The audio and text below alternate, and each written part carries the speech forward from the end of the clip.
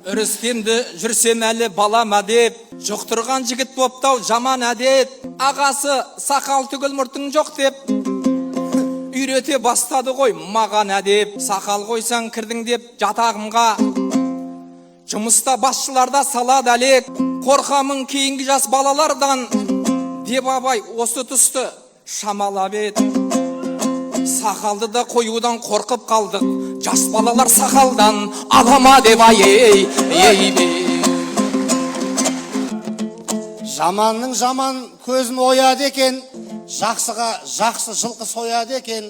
Ақындар бір-біріне беріп жатыр, көңіліңде көзіңде тояды екен. Ақындар өтек атты байды деп мемлекет жүлде өтікпей қоям екен. Айдаға елге мәлім есіміңіз, өзгермейтін бар рас не сырыңыз. Елуден соң енді мен өзгермеймін, түбегейлі айтылдау шешіміңіз. Егер сақал өсірсем жас балалар сақалдан аладау деп шошыдыңыз. Елуден соң жараспас көсе болған келіні бар атасы кешіріңіз. Сәләфтардікіндей қып салақтатпай, мына біздің қатарға қосылыңыз. Ангелдар қонақтаса бол демес пе, андай қылмай мындай қып өсіріңіз. Айқай